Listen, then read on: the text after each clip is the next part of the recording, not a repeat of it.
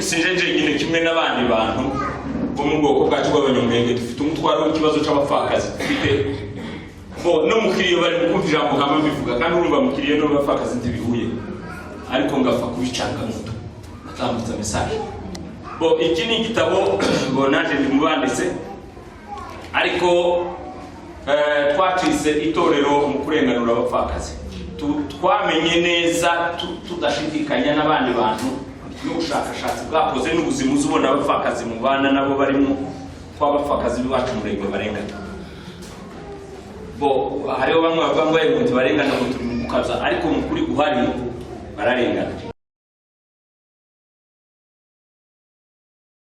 Ubutumwa bwiza bwaruka igice cya 13 ndahera ku murongo wa 10 na 10. Bibiliya iravuga nuko Yesu ku munsi w'isabato yigishiriza mu isinagogi umurongo wa 11 asangamo umugore ufite daimoni utera ubumuga. Uwo mugore yari amaze imyaka 18 ahetamye atabasha kunamuka na hato. 12 Yesu amubonye aramuhamagara aramubwira ati mugore ubohowe ubumuga bwawe. 13 amurambikaho ibiganza muri ako kanya aragororoka ahagarara yemye ahimbaza Imana.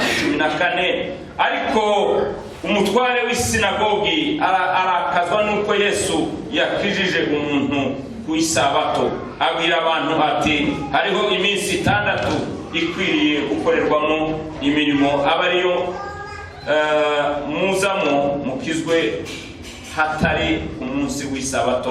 15 umwami Yesu aramusubiza ati mwandyarya mbese umuntu wese muri mwe ntazitura inka ye cyangwa indogobe ye akayikura mu kiraro ku isabato akayijyana kuyuhira.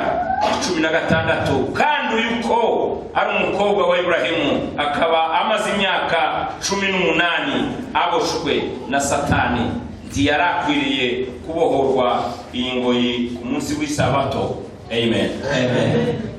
Ndanezerewe kuba hano uyu munsi. Ninafurahi kuwa mahali hapa siku ya leo. Shimye hari abantu bamwe nabonye nshobora kumenya. Na watu wamoja naweza tambua. Hanyuma nabonye mwe nabandi bashasha ntazi. Hata kuna wengine sijatambua pia. Ariko nejejwe no kubana namwe. Anafurahi kuwa na nyinyi.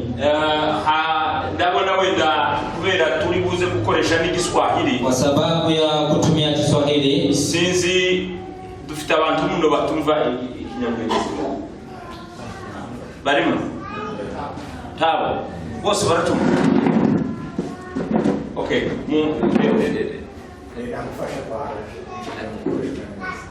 okay sawa urakoze cyane. Bonda nanga twende umwanya sibyo kandi simurenza pe simureze ariko ndanezerewe kubana namwe. Pastori hari amakorosi tuziranye ngo pastori bagara amakorosi tuziranye no muri famille no mujeyi jewe. Hanyuma nabonyemo n'abandi bantu nzi batari bakeya Imana baperesha nabonye na teo kubisuze uko zakose.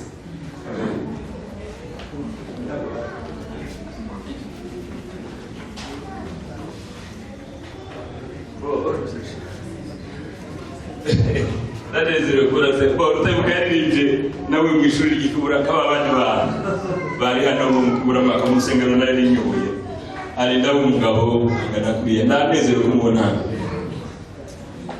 bondagana n'ubu tuba pastori wawe sora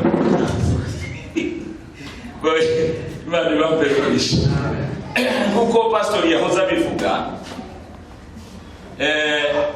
sinjeje nyine kimwe n'abandi bantu bo mu bwoko bwacu bw'abanyamwenge dufite umutwaro w'ikibazo c'abapfakazi dufite bo no mukiriyo bari kumva ijambo hamwe bivuga kandi urumva mukiriyo no bapfakazi ntibihuye ariko ngapfa kubicanga muto atambutsa message.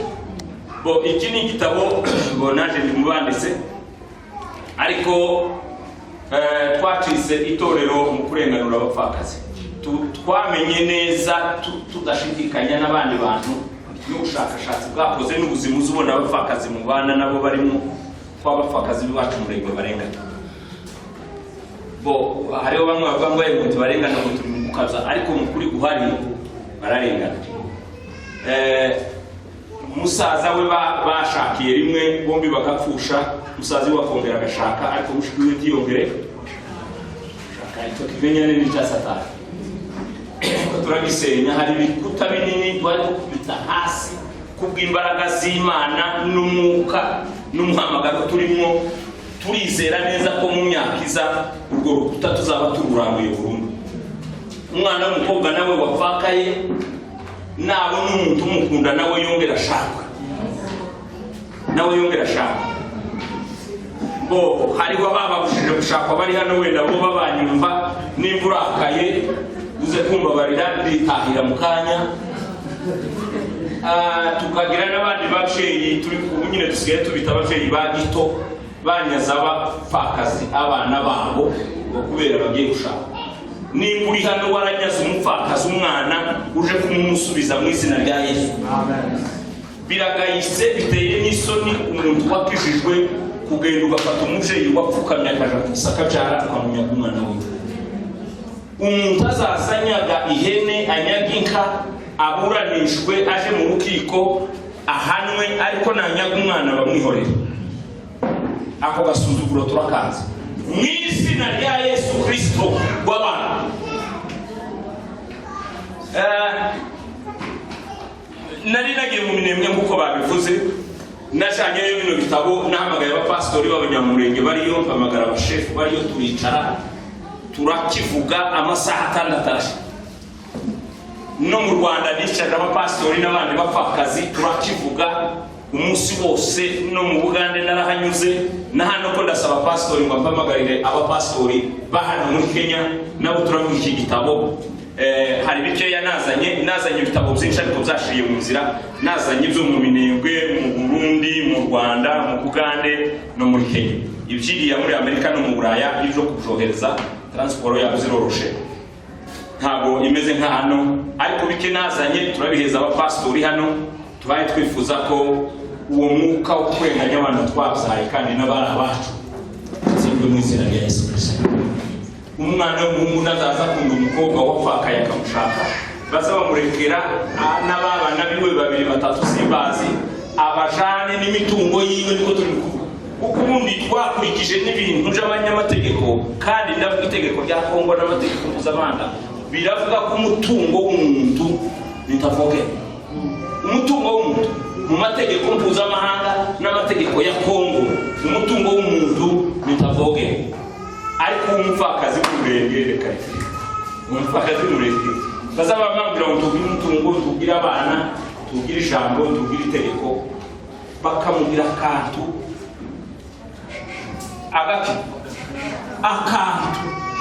k'agatuni twagatunda abana bazabwira.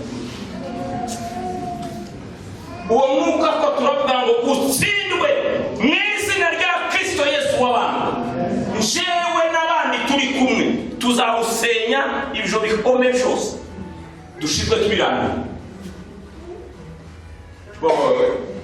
Atagira baza kunyanga nzitahire. Yesu abaperugishe. Nasomye rino jambo sintinda. Sorry. Pascal, Mugigi, hari n'abantu benshi bazi n'izina rya Kawaya. Niyo mazina yanje ndukunya byinshi, data yarashaje yitwa Gasema Kangata. Tuye muri Amerika, muri Michigan. Naje gusura nyine inshuti n'abavandimwe bo muri Afrika. Ariko umutwaro waje munini.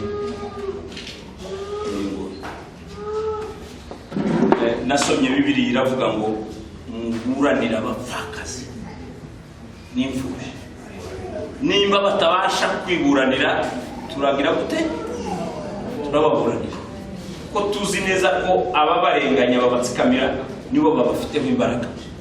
Noneho bakamubwira sinzi ukuntu akakantu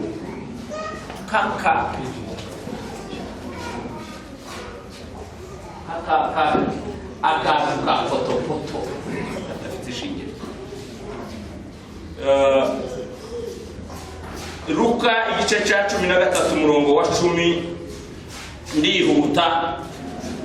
Bibiliya iravuga ngo iri jambo mumbabarire umuntu nyine naje pastor azagira ku muntu ateye ngeze iminsi mbaye mbwiriza guhera mu kwezi kwa karindwi kugeza mu kwa cumi ayibwiriza rero mbwirije irindi riri hirya yindi nawe nkoze uburyarya kuko iri niryo riri mu mutima wanje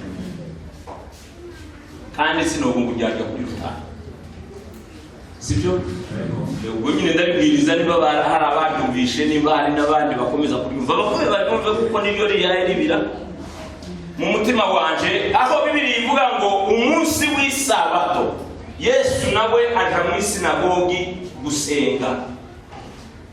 Yesu nawe aja mu sinagogi gusenga. Isinagogi ni jambo ariko risobanura urusengero. Zari insengero ntoya zo mu mihana y'Abayuda basengeraga mu rwango nk'uyu mwana wahanuka yore mukagira urusengero rutoya, ariko Abayuda bose bagira ku rusengero runini rukuru hehe i Yerusalemu. Ariko mu bishishi by'iwabo mu jaro bakagira insengero ntoya bitaga amasinagogi, aho abaturiye muri ka gace bicaraga bakigira mu ijambo ry'Imana, bagafata bate wa wundi wigishije abana ari nshuti yaje ngwino nabukunze we nabukunze kamweze contact zanjye urega nabukunze akuntu babi pastor nubona umuntu witaye ku bana ari uzokunda kurusha abana bose bo baje yaje bo uzapamagara nzashigikira bari abana batoya n'igirira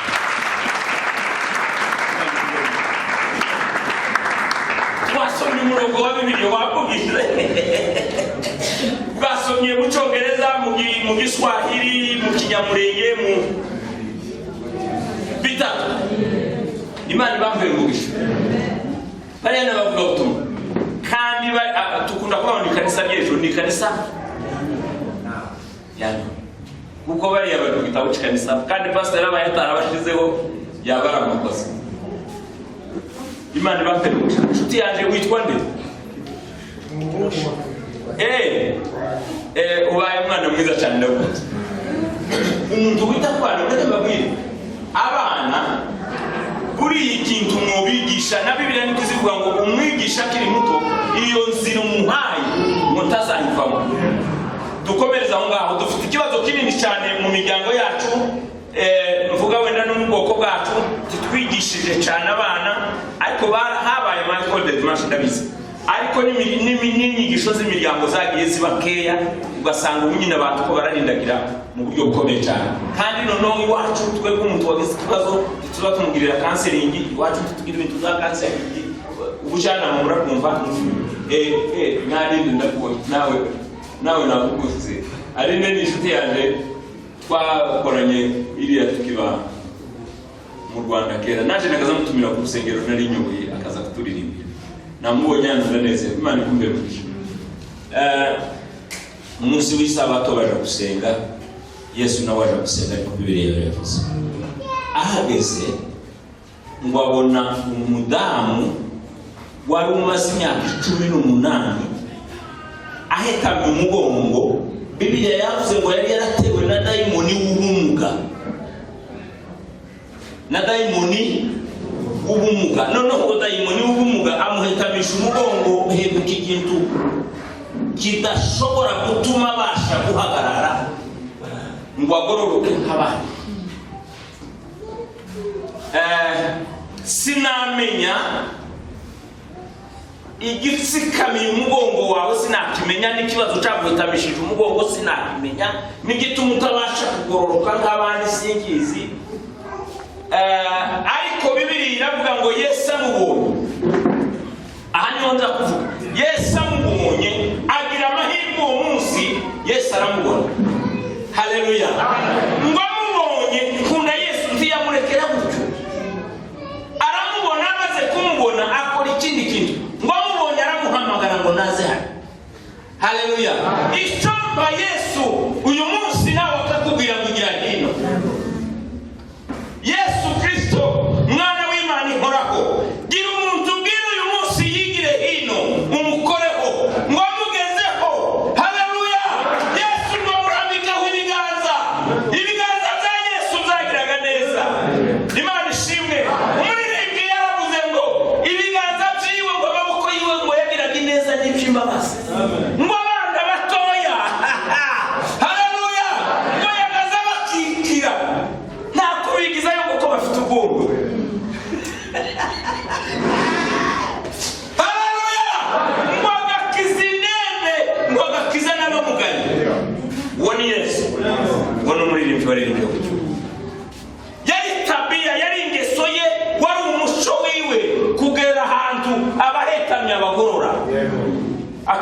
kumusiga gutyo. Ikintu kinezeza muri iryo teraniro yose abonamo uwo mudamu.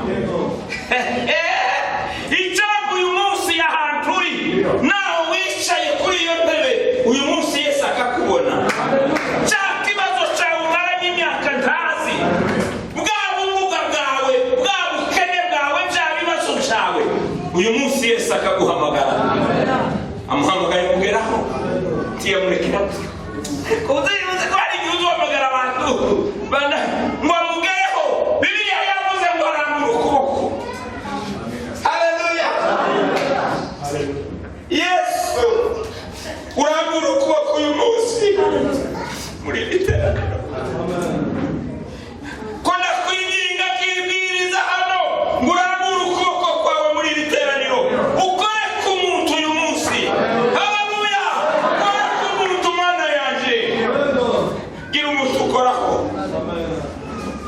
Gira umuntu ukoraho uyu munsi. Ko ndakwinginga data wo mu ijuru we, ngugere muri iri teraniro urirambure mu kuboko. Ukore ku muntu uyu munsi. Ukore ku muntu uyu munsi. Mwamuramburiyeho ibiganza mwamukoraho, mwamukozeho. Hera basa Yesu Kristo wababuye. Haleluya. Yesu wababuye. Ukozeho.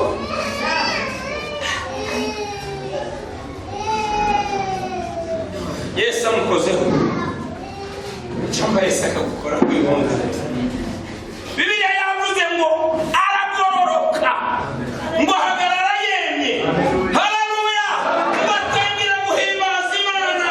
Icyago uyu munsi ugahimbaza Imana. Reka nkubwire icyo tumuhimbaza Imana. Yesu agukozeho ukarambuka, wohimbaza Imana. Agukozeho wohimbaza Imana. Agukozeho. Agukozeho wohimbaza. Ngo murambikaho ikiganza. Ngo uwo mwana niko Bibiliya yavuze ngo ahagarara yemye. Atukuze. Mungu Baba ishimwe. Haleluya. Ngo ahagarara yemye. Ngo ahimbaze Imana.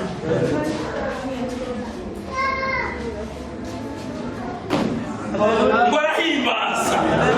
Asimba. Haleluya.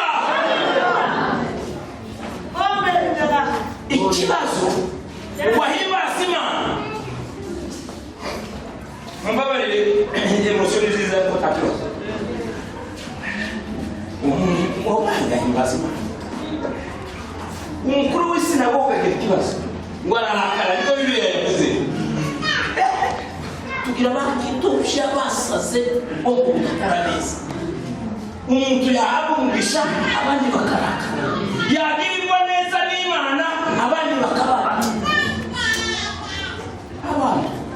Abandi tuko basaze.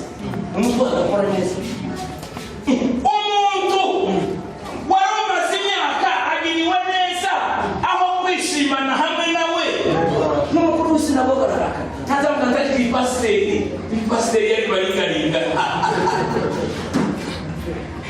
Pasiteri barigaringa kabisa. Barababwira bati muzamubwira umunsi w'iminsi y'imijiza ariko muzozamuza mutwa kandi kwisabato. Ariko umva Yesu ikintu yamubwira. Aramubwira ngo mwandyarigamo. Mwandyarigamo. Kwisabato ko muzamure kuri inka zanyu mukazizitura zikaja kurisha, indogobe zanyu zose mukazahura nazo zikarisha, muzamusikingira ngo kwa kwisabato. Aho none uyu muntu ngirije kwisabato ndarutinda indogobe n'inka. 16 avuga mu ijambo rikomeye ni naryo soseza. Aravuga ngo uyu mukobwa nawe ngo ni umwana wa Ibraham. Haleluya. Nawe uri umwana wa Ibraham. Nawe ugomba imigisha y'abana Ibraham. Ureka kubwire ni byiza nawe biragukwiriye. Umugisha uva ku Mana nawe urakubereye. Nawe umugisha uva ku Mana urakubereye inshuti yanjye. Yesu aravuga batuye n'umwana wa Ibraham.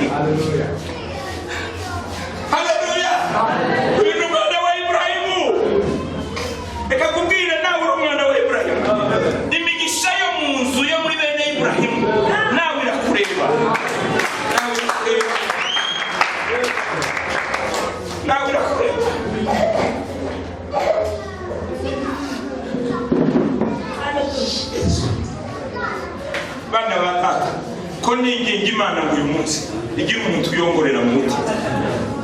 Ishyamba Imana ikakongorera uyu munsi, nawe ikakubwira ko uri umwana wa Ibrahimu, nawe uri umwe mu babarwaho imigisha, umugisha nawe urakureba. Haleluya! Nawe umugisha urakureba, haba nawe urawukwiriye. Si wowe wo guheta mu mugongo gusa, si wowe w'ubumuga gusa, si wowe uzahora usabiriza gusa. Nawe umugisha wa Ibrahimu, nawe ni umugabane wawe. Umugisha wa Ibrahimu nawe urakureba. Ihamagara Ibrahimu mu gice cya 12 cy'itangiriro. Imana yaramubwiye ngo Ibrahimu, uhaguruke uve mu gihugu cyawe, uje mu gihugu nzakwereka. Haleluya! Iramubwira ngo nzakubwira ubwoko bukomeye. Nshuti yanjye, nawe Imana izakubwira ubwoko bukomeye. Nawe ubwoko bukomeye. Urazakubwira ubwoko bukomeye. Iramubwira ngo izina ryawe nzaryogeza. Ntabwo uzibagirana mu mateka. Imiryango yo kwibagirwa, aho washatse bakakwibagirwa, aho wubatse hakakwibagirwa, ababyeyi ariko reka nkubwire, izina ryawe nzaryogeza. Ntabwo uzibagirana. Niyo abantu bokwibagirwa, Imana iracyayivuga ngo izina ryawe nzaryogeza. Akantu kaza kanezeza, iravuga ngo nzaguha umugisha. Umanutse munsi ngo nkubwire umugisha. Ako ndagakunda ndajya atukuze. Haleluya! Nzaguha umugisha. Uwo ni uwizamuye. Ariko kavuga ngo umugisha, ukuvuga ngo uzaba urimo ibikonjoka, uzoza ugukonjoraho wese azaza konjora umugisha. Reka nkubwire, umugabo wasenze imyaka 6 irashira, kagenda karara mu rusengero, aba bana b'ububiri. Imana ikambwira ijambo rimwe ngataha, umwaka washira, apana umwaka, igihe cyose ngiyenga ikambeza igisubizo cy'umunsi. Icyo gisubizo kirananira, nanirwa kucumva gisobanura mu rugo, kirananira. Ndakibonera. Haleluya! Naje gusenga ikambwira ngo humura mu imbere yawe ni heza. Iryo jambo kari igisubizo cyane cy'imyaka 6. Ngasigara nsenga ngo wahe kubita ku rukuta. Nagira ngo nshireho akabaraga, ikambwira mu imbere yawe ni heza. Haleluya! Ariko nshuti yanjye, icyakwereka imbere yawe uko hameze. Mana yanjye, ukibura abantu mu maso babona imbere yawe uko hameze, ufite imbere heza, nibwo Imana ihayibwira uyu munsi. Imbere yawe si umwijima, imbere yawe hari urumuri. Imbere yawe yambwiye ko imyaka 6 irashira. Naje gusenga ikambwira ngo uzindi kindi, imbere yawe ni heza. Haba niyo noba nabuze amafaranga cyangwa niyo noba nagize ibibazo byo ikama yanjye akaba ari gushyira ku muntu. Bongo ubu ndabyumva, icyo gihe sinakizabyumva, ariko hari igisubizo Imana yoguha uyu munsi tucu, ariko ejo zacu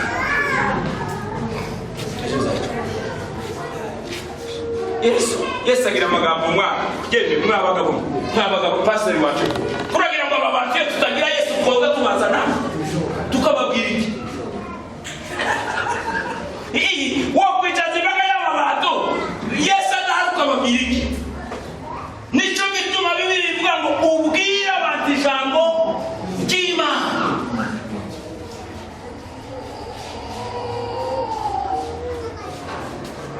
Kakaririmbo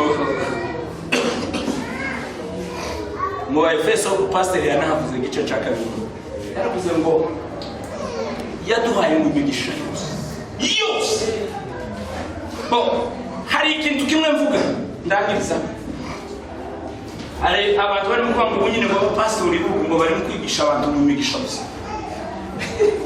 Reka kubwire kabutavuka kwa Ibrahim, kabutavuka ariko nimbura uwo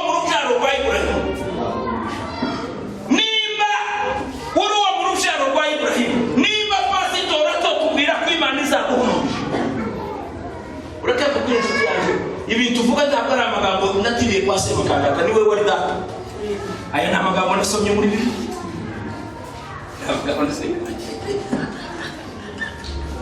Chapu uyu munsi nawe ukamenya ko umwana wa Ibrahim. Mana yanjye wabambwe igorigota ku musaraba Yesu. Aba bantu bamenye ko nabo ari abana ba Ibrahim. Ijambo gahumura ijisho ry'umutaha, ijambo gakingura umutima w'umuntu aha, nawe akamenya ko ari uwo mu rujaro rwa Ibrahim. Nawe agahimbaza Imana ye. Haleluya!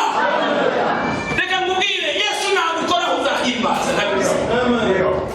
Ndabizi njyewe ndabizi. Niyo utobimenya ndabizi.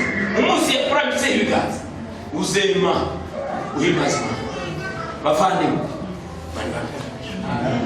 Nari neserwa kubantu. Nari mfite invitation Imana kwibesha no kubashitana. Mesha ndafite umubare muri ya telefone ya pastor uzasengera iwacu uzasengera iwacu mutima wazo nyongorera mu nzira. Sige kugiye ko nawe umwana w'Ibrahim. Haleluya. Ntabwo ubuzima bwawe ari ubwo guheta mu mugongo gusa.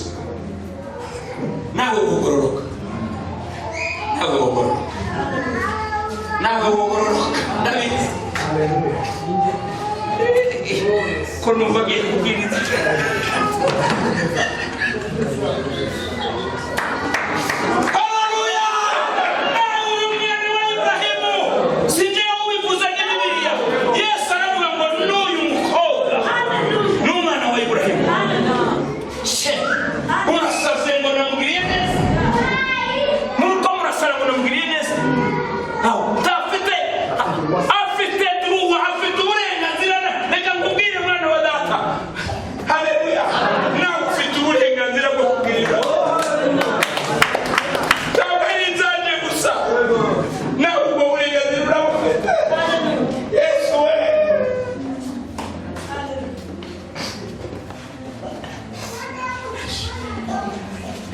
Mbabarire we. Mbabarire mwana wa data. Nkubwire.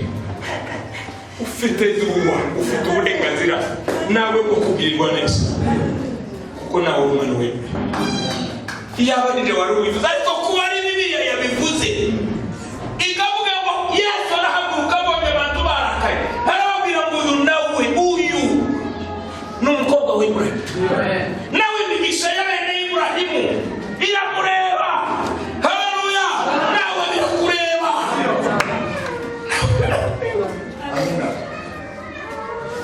Ntabwo bindeba jenyine. Nawe birakureba. Mani bakwerukisha. Hari umuntu uzugira ngo yavutse yaravuma. Akamakubwira ngo twebwe ngo wacu. Ububwira ngo none ngo tugira umwana. Niyo akubwira. Uwo mwuka w'abazima. Usimbe mu izina rya Yesu. Yesu wakaragwa ngo nawe umwana wa Ibrahim. Nawe umwana wa Ibrahim. Nawe ugomba kugisha bene Ibrahim. Amen. Amen. Ndasenga suzereza. Nora kutunduruka.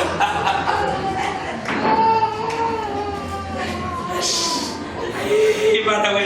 Eko ya Bibiliya siziza manegwe. Bibiliya nizi duhumuriza. Jewe ndi umugabo wahumurijwe na Bibiliya.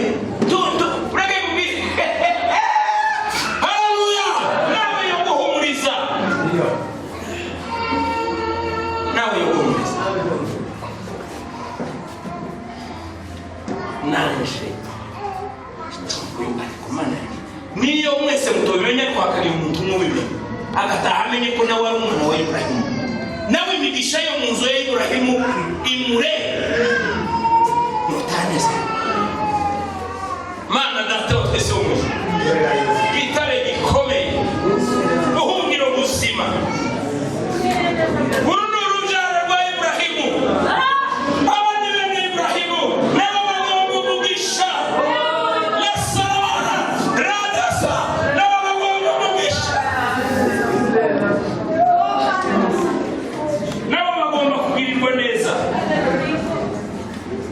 Nabo tibohora bahitanye imigongo. Nabo tibohora bahitanye umugongo. Ubandi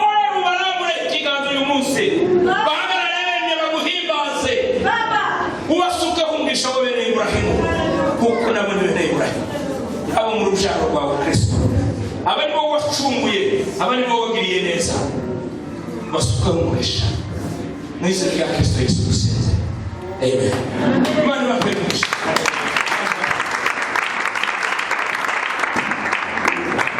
Barikiwe sana. Reka twongere ijambo ry'Imana amashyi menshi y'inzara. Reka basabe tumutunge ibiganza tumubwire ko Imana y'Ibrahim umuheza umugisha. Kandi nawe uramukwiriye kandi urakubereye. Sifa za Yesu.